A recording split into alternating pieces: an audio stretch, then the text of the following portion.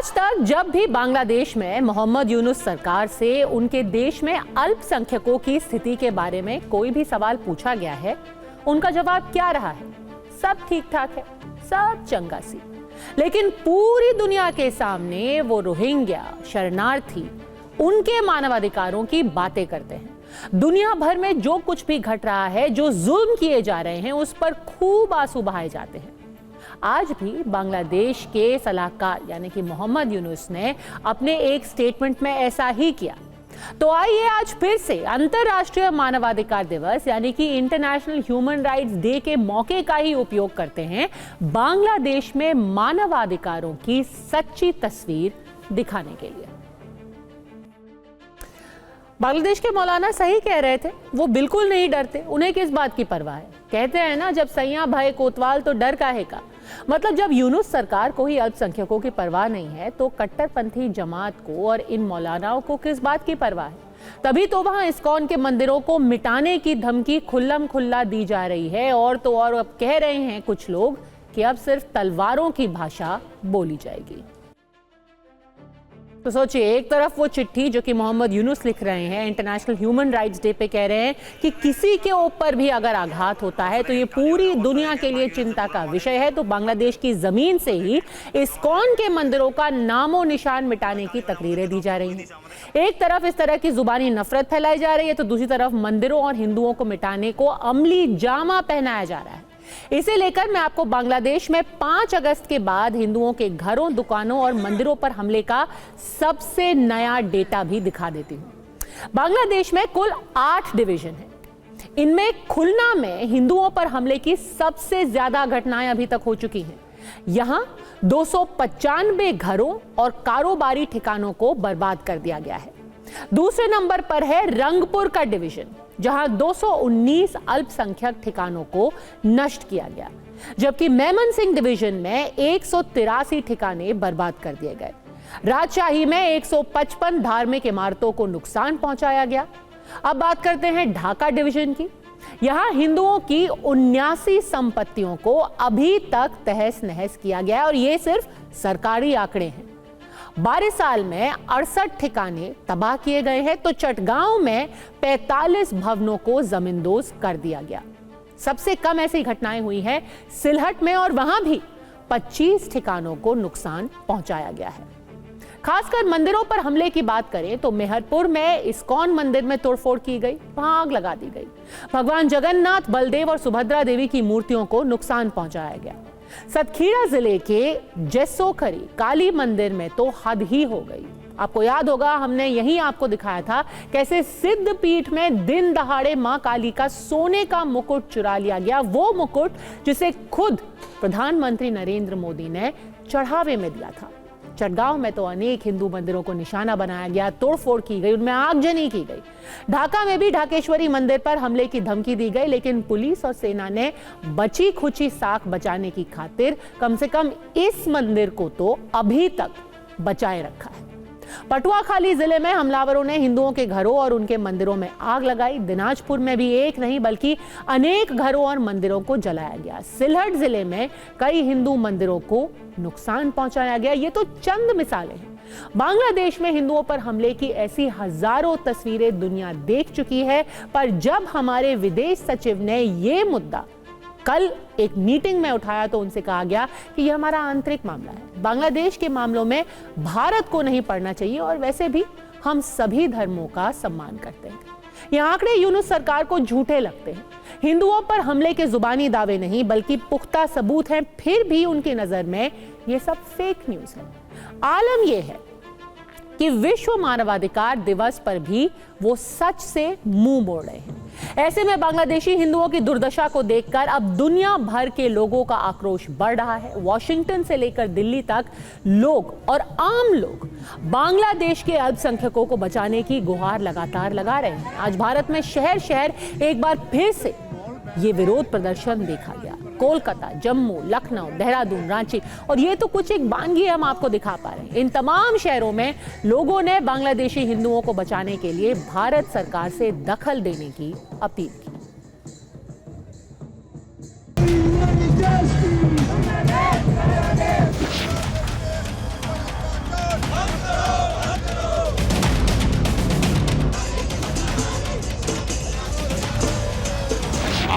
बांग्लादेश के हिंदुओं के साथ जो हो रहा है दुनिया देख रही है कि किस प्रकार से वहाँ ये दुर्दांत आतताई मानवता को रौंदते हुए हिंदुओं के साथ बर्बर व्यवहार कर रहे हैं।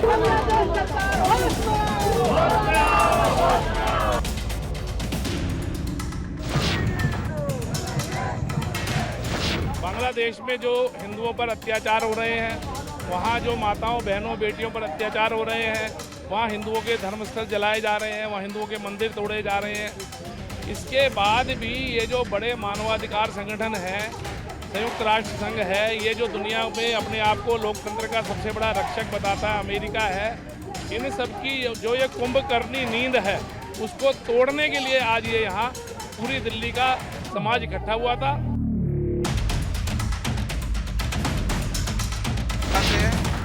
भारत सरकार को, हमारे प्रधानमंत्री श्री नरेंद्र मोदी भाई जी को कि इस मसले पर वो पहले ही इस पे उन्होंने कल फॉरेन सेक्रेटरी को बांग्लादेश भेजा था और इसको इंटरनेशनल इशू बनाया जाए, यूनाइटेड नेशन में इस मसले को लिया जाए और UNHRC में लिया जाए, इंटरनेशनल पीस कीपिंग फोर्स को भेजा जाए और उनको बचाया जाए।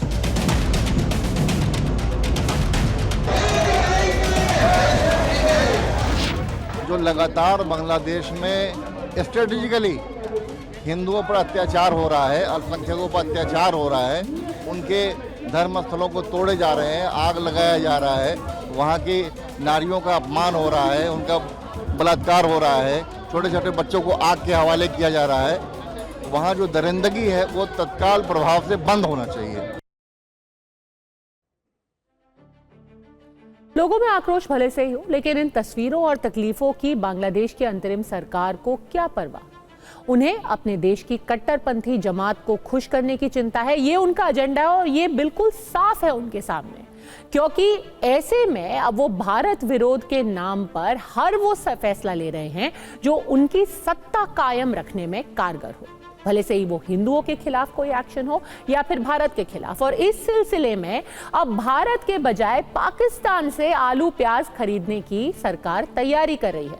बांग्लादेश अब तक आलू और प्याज के लिए भारत पर ही निर्भर रहा है। पिछले साल बांग्लादेश ने भारत से 1200 करोड़ रुपए में करीब 7.25 लाख टन प्याज खरीदा, जो एक साल पहले करीब 6.25 लाख टन था।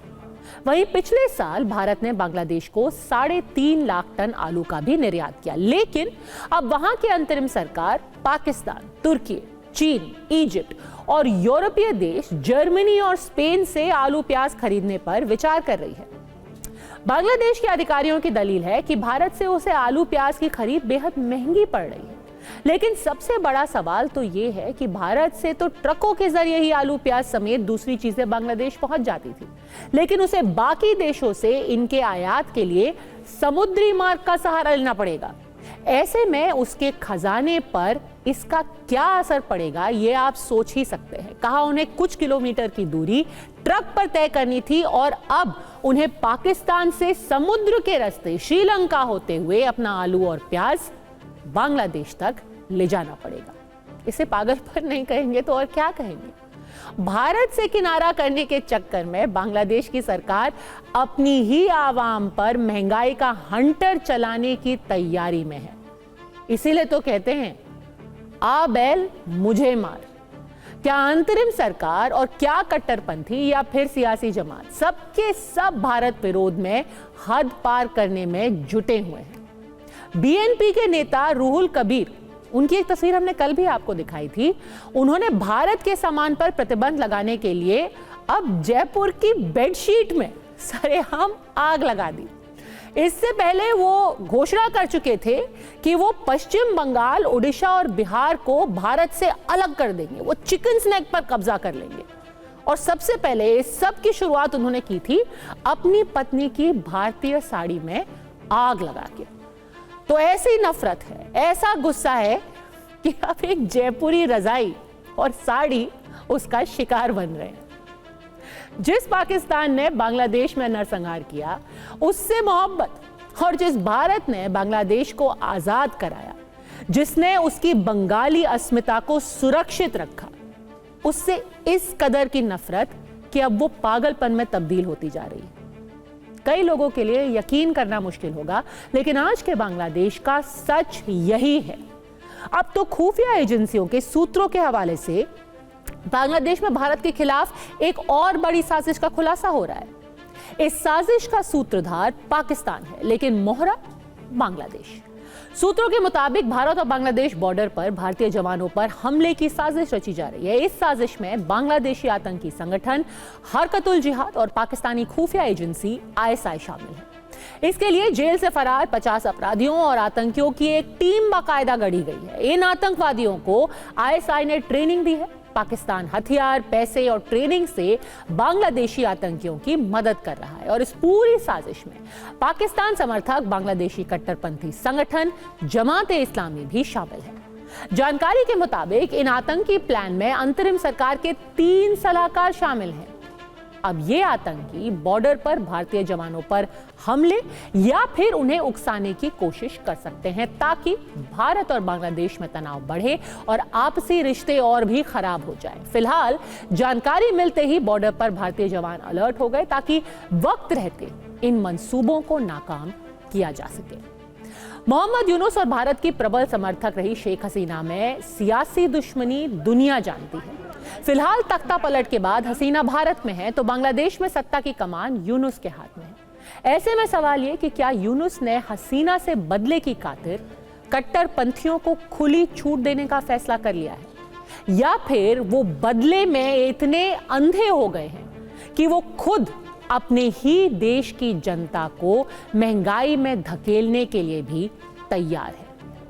भारत के खिलाफ आतंकवाद के लिए बांग्लादेशी जमीन के इस्तेमाल की इजाजत किसी भी सूरत में अगर मोहम्मद यूनुस की सरकार देती है, तो मोहम्मद यूनुस और बांग्लादेशी आवाम को वो दिन नहीं भूलने चाहिए जब पाकिस्तान ने 1947 से 1971 तक बंगाली आवाम पर जुल्म ढाए थे, और वो भारत ही है जिसने बांग्लादेश को उस जुल्म से आजाद कराया।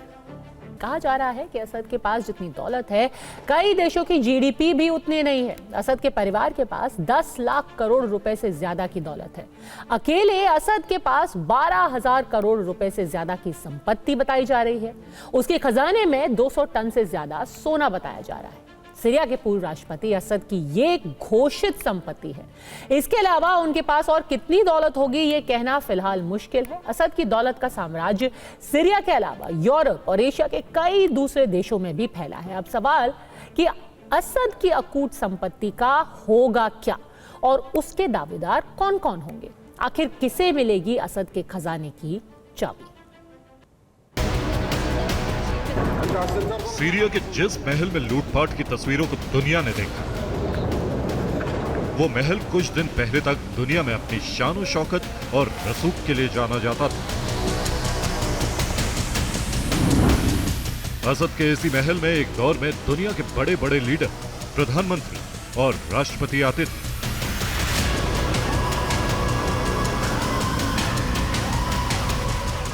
और असद के साथ उनकी मुलाकातें होती थी। तब असद सीरिया के राष्ट्रपति होते थे।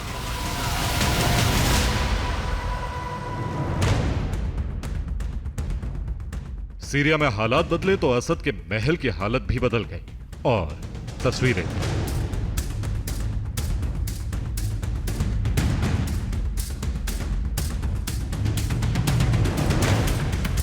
असद के इस महल में बागी लोगों ने जब लूटपाट शुरू की तो उन्होंने यही सोचा कि असद के पास बेशुमार दौलत, कुबेर का खजाना था और वो खजाना इन लोगों के हाथ लग जाएगा। दरअसल तख्ता पलट से पहले पूरे सीरिया में बशर के परिवार, उनके रसूख और उनकी दौलत को लेकर तरह तरह की चर्चाएं होती रहती थी। बशर की अकूत दौलत को लेकर कई तरह की कहानियां पूरे सीरिया में मशहूर थी। कहा जाता था कि दौलत के मामले में दुनिया के बड़े बड़े लोग असद और उनके परिवार की बराबरी नहीं कर सकते।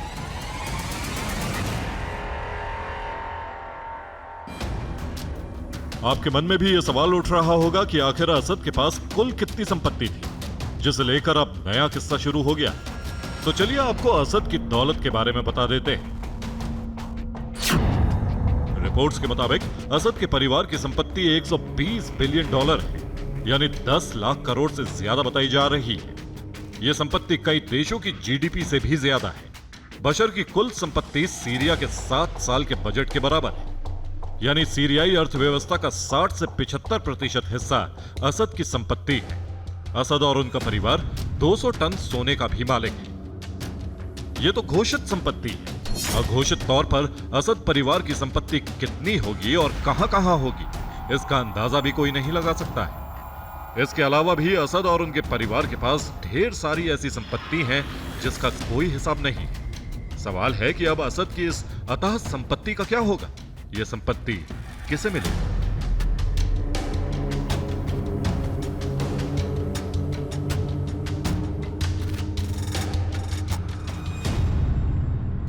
हुकूमतें खत्म हो जाती हैं, तख्त उलट जाते हैं, सत्ता बदल जाती है, लेकिन तख्त पर बैठने वालों की कहानियां खत्म नहीं होती। ऐसी ही एक कहानी है कभी सीरिया के शासक रहे बशर अल असद की। सीरिया में तख्ता पलट के बाद असद देश छोड़कर भाग चुके हैं। असद के परिवार ने सीरिया पर 50 साल से ज्यादा समय तक हुकूमत की। पिछले कई सालों से असद सरकार के खिलाफ विद्रोह चल रहा था। 8 दिसंबर को सीरिया के विद्रोही गुटों ने असद की सरकार का तख्ता पलट कर दिया। अब दुनिया में असद और उनके परिवार की अकूत दौलत को लेकर चर्चा हो रही है। सवाल है कि अब असद की बेशुमार दौलत का दावेदार कौन है? असद ने 24 साल तक सीरिया पर राज किया। इससे पहले उनके पिता भी 30 साल तक राष्ट्रपति रहे। असद सीरिया में लग्जरी लाइफ जीते थे। रिपोर्ट्स के मुताबिक असद की लग्जरी गाड़ियों के गैराज में एक से बढ़कर एक महंगी गाड़ियां थी। उनके पास Rolls Royce Phantom, Aston Martin DB7, Ferrari F40, Ferrari F430, Mercedes Benz SLS AMG और ऑडी R8 शामिल है। इसके अलावा 15 से ज्यादा मर्सिडीज बेंज कूप और कई BMW भी शामिल है। असद के पास लग्जरी कारों का बहुत बड़ा खजाना रहा है, जिसमें कन्वर्टेबल से लेकर स्पोर्ट्स कार और ऑफ रोड कारें भी शामिल हैं।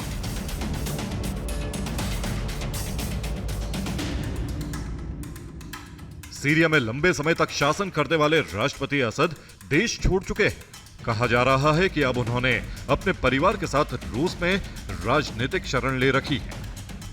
मॉस्को में वो किसी सुरक्षित जगह पर ठहरे हुए हैं। यह भी कहा जा रहा है कि असद अपने साथ कई किलोग्राम सोना लेकर रूस गए हैं। हालांकि असद परिवार पहले भी मॉस्को आता जाता रहा है। रिपोर्ट्स के मुताबिक असद परिवार के पास रूस में भी अरबों डॉलर की संपत्ति है। असद परिवार के मॉस्को में कम से कम 20 लग्जरी अपार्टमेंट हैं, जिनकी कीमत 340 करोड़ रुपए से ज्यादा है। मॉस्को के अलावा लंदन और दुबई में भी उनके आलीशान घर हैं। असद ने काफी पैसा रियल एस्टेट में लगाया है। मॉस्को, लंदन और दुबई के अलावा कई देशों में असद परिवार के बैंक खाते हैं। सीरिया के लोग भले ही दाने दाने के लिए मोहताज रहे हों, लेकिन कहा जाता है कि राष्ट्रपति असद की शानो शौकत और लग्जरी लाइफस्टाइल में कभी कोई कमी नहीं आई। असद का परिवार सीरिया का सबसे अमीर और शक्तिशाली परिवार माना जाता रहा है। कहा जाता है कि असद ने सत्ता में रहते हुए बेशुमार दौलत इकट्ठी की। जब सीरिया की जनता भूखों मर रही थी, तब वहां का राष्ट्रपति अपना खजाना भर रहा था। यह इसलिए भी कहा जा रहा है क्योंकि असद परिवार की जितनी संपत्ति है, उतनी कई देशों की जीडीपी भी नहीं है।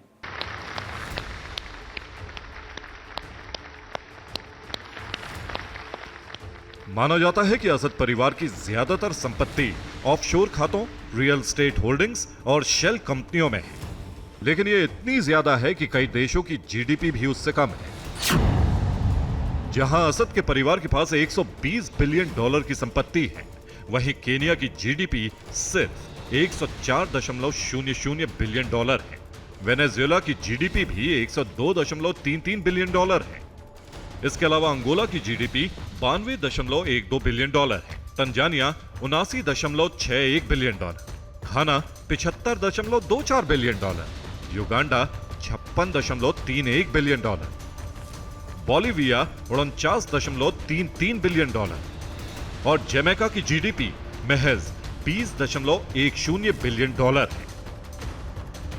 लेकिन अब सवाल है कि जिस शख्स के पास कई देशों की जीडीपी से भी ज्यादा संपत्ति है, उस संपत्ति के कितने दावेदार हैं और वो संपत्ति किसे मिल सकती है?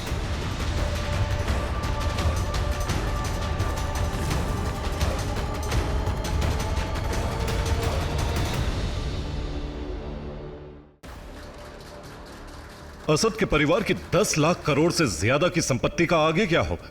इसे लेकर कई तरह की अटकलें लगाई जा रही हैं।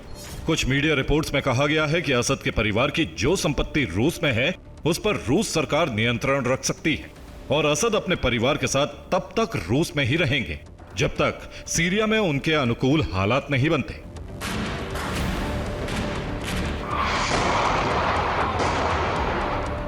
यह भी कहा जा रहा है कि पश्चिमी देशों में मौजूद असद की संपत्तियों को पश्चिमी देश जरूरत पड़ने पर जब्त भी कर सकते हैं। उनकी संपत्ति के खिलाफ अंतर्राष्ट्रीय कानून के तहत भी एक्शन लिया जा सकता है।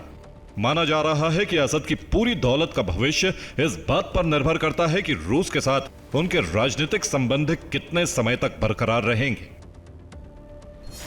आपको याद दिला दें कि लीबिया के पूर्व तानाशाह गद्दाफी के बारे में माना जाता था कि उनके पास अकूत दौलत थी। अपनी हत्या से पहले दुनिया के कई बैंक खातों, रियल एस्टेट और कॉर्पोरेट निवेशों में गद्दाफी के 200 बिलियन डॉलर से अधिक की रकम थी। गद्दाफी ने लीबिया में तख्तापलट से पहले ही भारी नकदी और सोने को कई जगहों पर छिपा दिया था।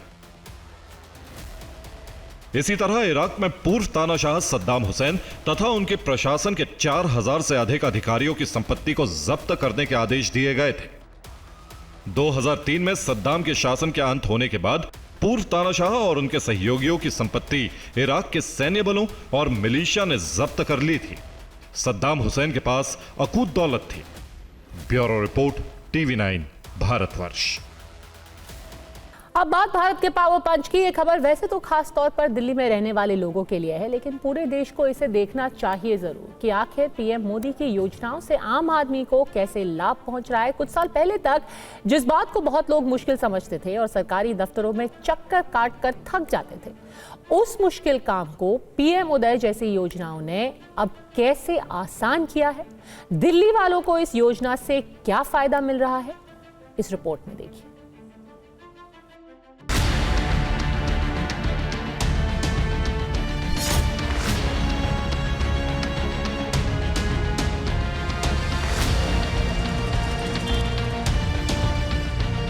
देश के आम लोगों का अनुभव बताता है कि दूसरी विकास योजनाओं की तरह ही पीएम उदय योजना भी बड़े काम की है।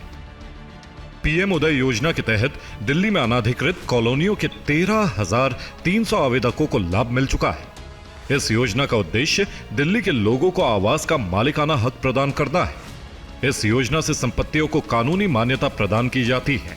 योजना से बैंक लोन लेना भी आसान होगा। इसके लिए आवेदन प्रक्रिया ऑनलाइन और मुफ्त है।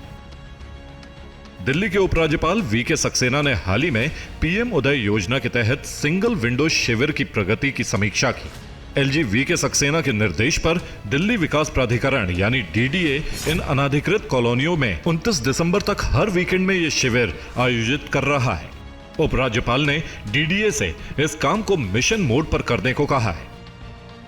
7 और 8 दिसंबर को आयोजित दूसरे शिविर में संपत्ति पंजीकरण के माध्यम से मालिकाना हक की प्रक्रिया को अंतिम रूप देने के लिए अधिकांश आवेदकों के आवेदन मौके पर ही स्वीकृत कर दिए गए।